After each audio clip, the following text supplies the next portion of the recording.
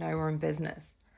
Hello, welcome to January favorites. I've seen a lot of people do this kind of format, and I just thought it's a good way to like show you like videos and stuff. Let me get myself situated. Is that too small? Jan favorites. I feel like I should probably start with food. Restaurants that I loved.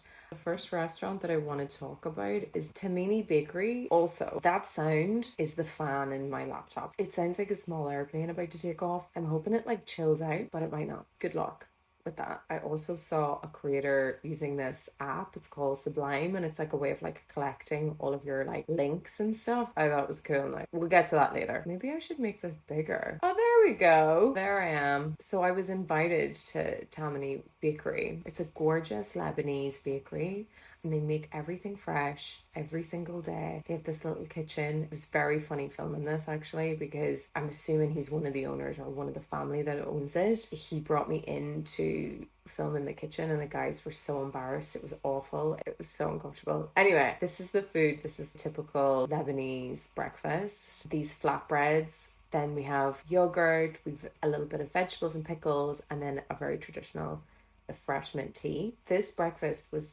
absolutely gorgeous. It was so lovely, but what made it my favorite, it made me want to talk about it in more depth, because I don't think it comes across in the video, which is tricky. Like, I'm always trying to get this across in the video, what the vibes are, but I don't think you got a sense of how warm the welcome was. When you do like gifted videos, not a lot of the time it's organized through a marketing team and they get the creators in. A lot of the time the restaurant doesn't know who the fuck you are, doesn't know what you're doing. They've no idea what's going on.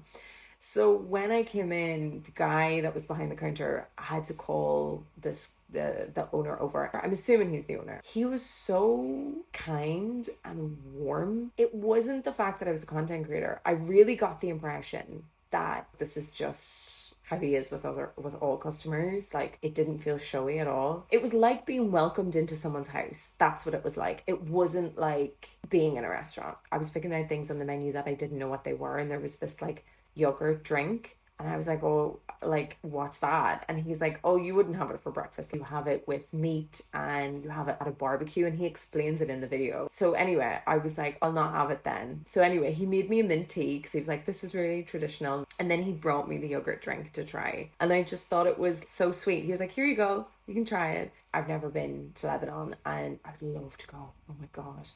But I've never been, and I feel like there was a sense in there of community and tradition, and it just felt like a lovely warm space. It didn't feel like this kind of gentrified, maybe it is a gentrified version of Lebanese food, but it didn't feel that way. It felt to me like I really experienced something different, and that's really nice to get in London. Sometimes it's about the food and the food's nice, but for me, most of the time, it's about like, how do you feel when you're there? It was a gorgeous experience. It was lovely. Okay, my next one is El Pastor. This is in Borough Yards. They've got them dotted everywhere. I think there's one in Coldrop Yards, and I think there's one somewhere else. It's Mexican. When you walk in here, you're bopping. Do you know what I mean? Music's on. It's a good time. But why I wanted to mention this was my friend Anne-Marie had come over for New Year's. I had taken her to maybe like 3 or 4 different places,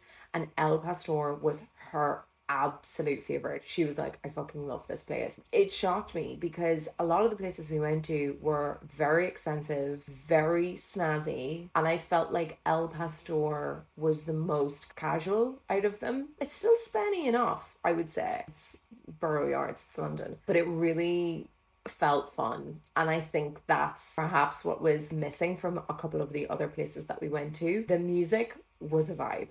The lighting here, stunning. Now, it looks a tiny bit grainy on my camera. By the eye, perfect lighting. If you went here on a date, you just look good. It's a well-lit restaurant, but it's just soft lighting. And it's soft on your face. I look like I don't have a fucking wrinkle on my face. I do. So we loved it. The food, so fresh, packs a punch, loads of flavour. The speediest fucking service in London, I would argue. We ordered margaritas. The margaritas We both say in this video at the same time, just get a marg and guac. You could come here and just eat that. You'd be happy as a clam. We ordered a marg. I would say it took like 2 full minutes for them. I could see them making the marg. This wasn't ready mix shit. Bang. Done. Fastest marg in London. We'd ordered maybe 5 minutes. We'd already got our guac and chips. The guac, I don't know what they put in that guac. That is the second best guac I've ever had in my life. The other guac I had was the best guac was in San Martin in the Caribbean. We just had a great time. We just had a really great time. And I think it was because I underrated it. I just thought, oh yes, tacos, whatever. I wasn't expecting us to have such a giggle here and just have such great food and just efficient service, just super efficient, like nice, smiley, friendly, but like boom boom boom boom boom. Loved it. Next, I feel like we are into takeaways. I just feel like I can't talk about food without actually talking about takeaways. My favorite takeaway, so I've got it twice now. Does it have an apostrophe? I'm giving it an apostrophe. Wingmans. Oh my god. So I basically got this takeaway when my friend Anne-Marie was here. We were watching the Stranger Things finale. Don't get me started on how bad that was. And I wasn't filming that evening because we were just chilling and we had the takeaway. And the takeaway was so good. I've never been more annoyed at myself that I wasn't filming. Literally like a week later, I ordered the exact same takeaway because it was so fucking good. Honestly, the standard is so high. The size of that burger. The size of that burger. The burger that Anne-Marie got was, she held it in her hands and her hand looked like a child's hand. That's how big the burger was. So I got the buffalo burger, like a chicken burger. It has like buffalo sauce, cheese, lettuce, the whole shebang. The chicken is so crispy. Then I got these wings, gochujang wings. Didn't love these wings, I have to say, but they were a rogue. I just got them because I got buffalo wings the last time and I thought that was boring. They do a corn on the cob with lime and tahini and parmesan. Unreal. They do garlic parm chicken tenders. These are so good. My mouth is actually watering. Chips were excellent. Chips came warm. This is the one. This is the mac and cheese with slow cooked beef brisket on the bottom. And it's like warm and jammy and gooey at the bottom, and then you've got like mac and cheese on the top. Also, this arrived piping hot. Such a great takeaway. Cannot say enough nice things about Wingman's. Excellent. Next one. Oh my god, Kung Fu burger. Girl, this burger. So I was leaving an event because I was in the middle of Soho, and this has been on my list for ages. And basically, it's like a crispy, the South Asian, like roti paratha bun. That's what it's kind of like. And then it has shredded duck. You can get shredded beef, you can get shredded pork. I'm in shredded duck. I'm a big duck gal. The crunch on this fucking bun, insanity. It's like the flakiest, crispiest pastry in the world. And then you've got your duck inside, you've hoisin sauce, cucumber. So excellent. And there's so much hype about this burger, but I'm actually glad that I'm like, you know what, it does live up to the hype. And it's $8.50, and I feel like $8.50 in London, pretty good for like a banging burger. Kung Fu burger. The next one is food that I made, which doesn't happen very often. The first one is seafood boiled pasta. I made this on the vlog first, and I had leftover like seafood boil, and I just threw a load of pasta into it basically. So I wanted to make it again as an actual dish. Oh, my ceramic frying pan handle. Sad times, I had to buy that ugly frying pan. So I had these prawns left over in my freezer. They were big boy prawns. They were so good. They were so juicy. When I did the seafood boil, I had the Flavor Bombs seafood boil seasoning left over. And Flavor Bombs is basically like a stock cube, but like a bath bomb, and you just drop it into water and it dissolves and it creates your stock. So they do pho, they do a birria tacos one, they do like a curry, a butter chicken one, they do a pho one. When I made pho, I used Flavor Bombs.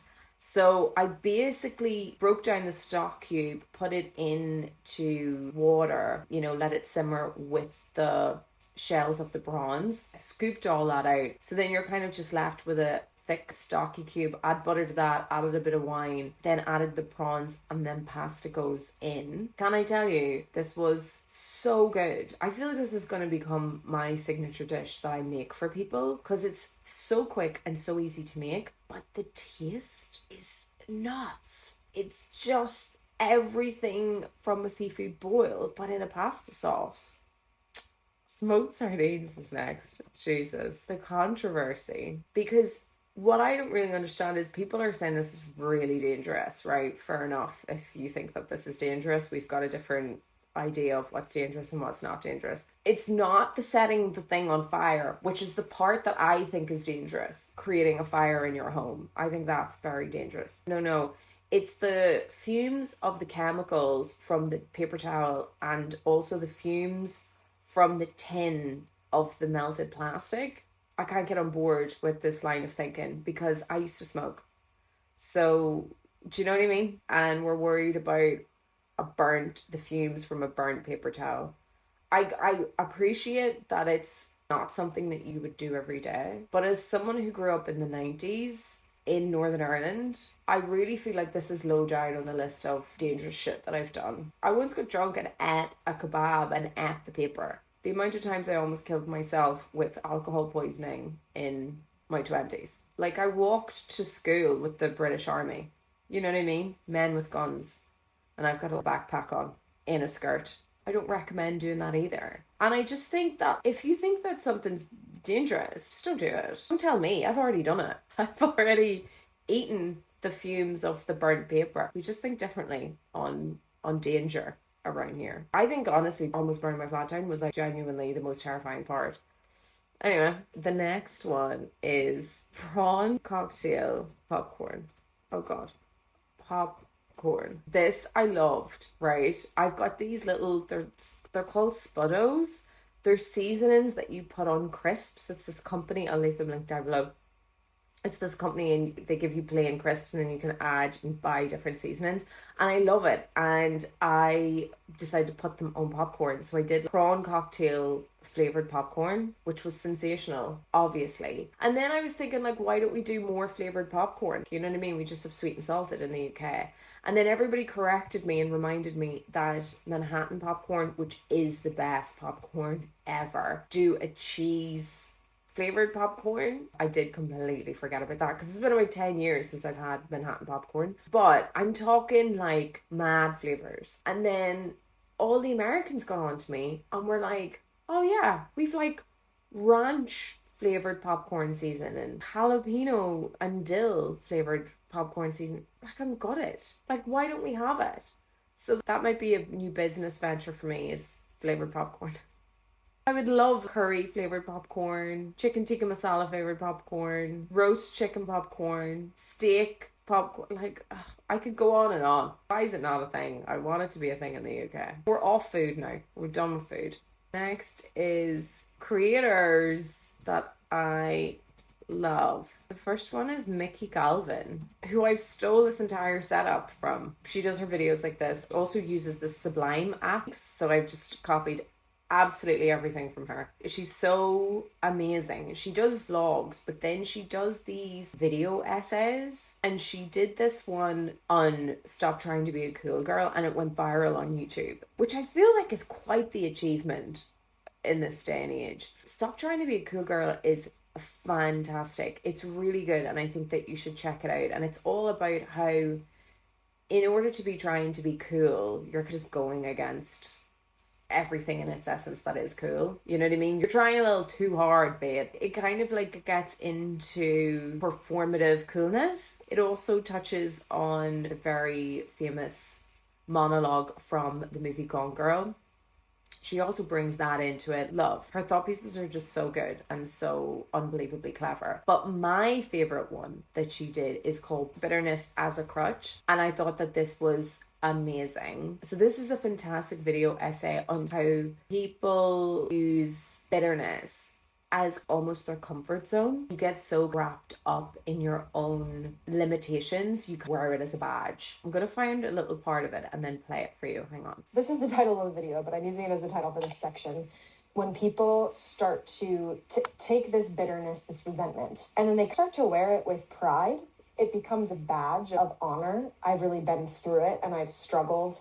It allows them permission to not step out of their comfort zone. It really is this harsh exterior. There will never be enough time, enough resources, enough attention for what it is that they have in their mind that they want to become real, whether it's I'll never find that person, I'll never find that job, I'll never make that peace. The world is constantly stacked against them, and they have a very limited and specific view of success. I think people can change. I think people go in and out of this phase. I think I've had this phase. But I think that you also start to really sharply critique everyone else's success, which I find to be very dangerous to getting yourself, for the idea of cringe tolerance, to get yourself to do anything. There is this quote, suffering feels religious if you do it right. I think anyone who does anything creative should definitely watch this video. I think it's like how our own limitations keep us stuck and keep us envious of others, and that can kind of lead to bitterness, and that bitterness can then keep you in this little comfort zone, in this kind of little loop of not pushing yourself and not trying because of these limitations. It's a really fantastic video essay. It's so fascinating. I absolutely love her. She vlogs as well. She's an actress and a writer in New York, so she's just really interesting. Next is called, the hell is he called? I think he's called Gawx. Gawx Art, Perfect Imperfection. This is just insane. He uploaded this a month ago and I think it's on like 1 million views already. It's about how it's better something's done than perfect. It's another one about creativity. I'm just going to play like a tiny bit of this. This is my cup collection. This is the one I made. This is my record collection. This is the one I made. And this is my photo book collection. But for some reason, I haven't made one of my own until now. Okay, there, smile. 3, 2, 1. I've owned many cameras throughout my life. Each represents its own era. But if I had to choose the ones that truly define it. Insane. Go watch it because it's genuinely is quite extraordinary. Also just like the message of like, get it done. Just do it. So fantastic. Next is films. I've watched so many films this month. The first film is Train Dreams. I think Train Dreams is visually outstanding. It is not what I was expecting it to be at all. I thought it was going to be this lovey-dovey smushy. I think it gives that impression from the trailer. It's very romantical. Whereas really, I think it's more about a man's introspection on life. Absolutely harrowing. It's an incredibly sad film. I would say that like if you're watching this, you really have to stick with it. Like the first 30 minutes, like nothing happens. When stuff starts to happen, oh my god, it's non-stop. It just does not stop. It's relentlessly sad, but wonderfully made. Of fantastic performances, but the cinematography is just out of this world. It's so beautiful to look at. It's so gorgeous. The camera work as well, there's a lot of like handheld and also a lot of shots from like a very, very low angle. I feel like you're nearly crouching next to like the characters. A lot of close-ups. It gives you this very personal like insight into the character's world, and it feels really, really connected and really, really involved. But ooh, she's a sad one. If you need a cry, I'd suggest that one. The next one is Bugonia. Oh my lord. I wanted to go see this in the cinema and I just never got around to it. I absolutely love Yorgos Lanthimos. I think that he is just a really exciting filmmaker and is just not afraid to be weird. I also really love Emma Stone for that reason as well. I really feel like Emma could have just been like every other Hollywood actress, but what I really like about her is she isn't afraid to just be like out and out weird, and weird on camera and ugly on camera, and I feel like sometimes that's lost in Hollywood. I think that and I love her for that. I think she was so right for this part, but that weirdness is so important to the story. Also, by the way, I knew exactly what was going to happen in this film the whole way through because of the font that they used. Don't know if that's a spoiler, but I personally think that the font is such a spoiler. Basically about Emma Stone is like a successful CEO of like a biomedical company. Oh god, this trailer is actually showing a lot. I'm gonna pause it. It's showing too much. She's basically abducted by two kind of incel-y, kind of conspiracy theory loving guys. Jesse Plemons? Is that his name? Jesse Plemons? He is sensational in this. That wasn't like watching an actor, it was like watching a real person. Genuinely, he fucking embodied everything that there is in this kind of like paranoid mind. Oh, fantastic. Someone on the verge of a breakdown, essentially. Excellent. Also, he has this greasy hair in the film that, like, I felt like I could smell his hair. Disgusting. A sensational job. I loved it so much. It's just a weird film, and I'm just like, yeah, I'm locked in. Great. Marty Supreme. It is a fucking riot. It's just excellent. I was really skeptical for years about Timothée Chalamet until I seen Bones and All. It's like a indie movie. I think he's quite young in it, and he plays like it is such a beautiful film about love. Oh my god, he is so wonderful in that film. That sold me on old Timmy. I wasn't a big fan, to be fair, before that. This film, holy shit, his performance is outstanding. He really is such a talent. I know that he's gotten a lot of flack for being like kind of arrogant lately. Really is such a force in this film. Great film. It's so good. If you like the Safdie brothers, you're gonna love this. Like, I absolutely loved Uncut Gems. Fucking great film. And then their other film, Good Times, with Bobby P. So underrated. I don't hear enough people talking about Good Times. It is excellent. I like a stressful film. It's basically about a young guy who is a ping pong champion, and he is trying to beat the best ping pong champion in the world. Works in New York. He works in a shoe store. He's broke, even though he's like probably one of the best in the world. It's just a film about hustling. It's just great. I have a couple of beauty favorites for you. The first one is Anua, the Rice Milky Toner. I've got loads of compliments on my skin lately. So I've been using the Milky Toner with the Anua Moisture Barrier Cream. I've been using those two together, and I've got so many compliments on my skin. They both do contain a little bit of hyaluronic acid, which I do not really react very well to in the past. It gives me like insane texture, but my skin seems to be handling it okay. It must just be a very, very small amount. So I'm loving this combo. I think they're really, really good. The Milky Rice Toner it's just very light. It absorbs straight into the skin. The Moisture Barrier Cream, it has ceramide, panthol. It's quite lightweight, I would say. I have a lot of other barrier creams that are much more heavy, quite thick. They don't really absorb into the skin as much. I would say this completely absorbs into the skin if you have very dry skin. So I think that's really nice for a barrier cream,